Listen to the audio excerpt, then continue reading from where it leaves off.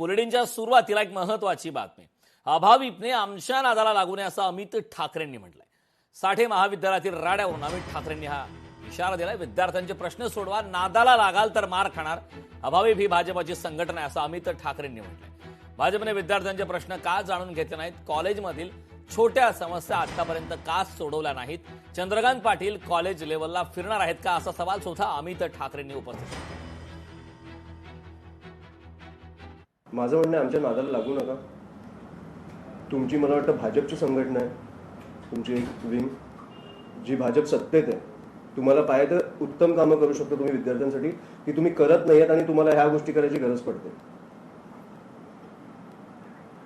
मुलींवर हात टाकल्यावर तुम्हाला मारणारच. भाजपची एक संघटना आहे जी भाजप सत्तेत आहे 2014 पासून.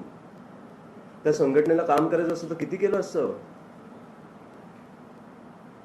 मग इतके वर्ष का नाही केले आपण. विद्यार्थ्यांचे प्रश्न जाणून घेऊन सोडवणं काय तुमच्याकडे तर सत्ता आहे हो. किती सोपी गोष्ट आहे. आणि काय प्रश्न असतात. बाथरूमचा विषय, कॅन्टीनमध्ये हायजीन नाहीये, फीसचा विषय. आपण जिकडे जिकडे दिसतात तिकडे तिकडे विषय सोडवतोय. त्या दिवशी एल्फिस्टनचा मला विषय आठवतो म्हणून मी तुम्हाला सांगतो. मी तुम्हाला बोललेलो की पाणी प्यायल्यावर पोटात दुखतं. वॉशरूमची परिस्थिती अशी आहे की मुलींना वॉशरूमला जाता येत नाही, ते घरी जाऊन जातात डायरेक्ट. आपण वॉशरूम नवीन करायला लावलं तिकडे, नवीन वॉटर प्युरिफायर लावलं तिकडे. हे इमिडिएट झालं पाहिजे ना. छोटे छोटे विषय असतात हो.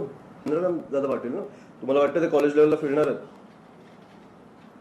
आता काहीतरी 2000 काहीतरी जाहीर केले ना. पॉकेट मनी हे देणं हे आई वडिलांचं काम असतं.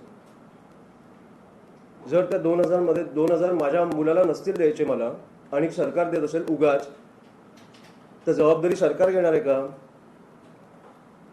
काय दारू प्यायला लागली, सिगरेट प्यायला लागली, समजा काय नशा करायला लागली, तुम्ही जबाबदारी घेणार आहात. फुकट पैसे कसले वाटताय तुम्ही. कॉलेजची हालत पहिली नीट करा ना. सरकार कुठून पैसे द्यायला लागलं फुकट. मेच्युरिटी तर येऊ दे त्यांना. फुकट पैसे दिल्यावर, ह्या वयात फुकट पैसे दिल्यावर त्यांना कमवायची इच्छा राहील पुढे.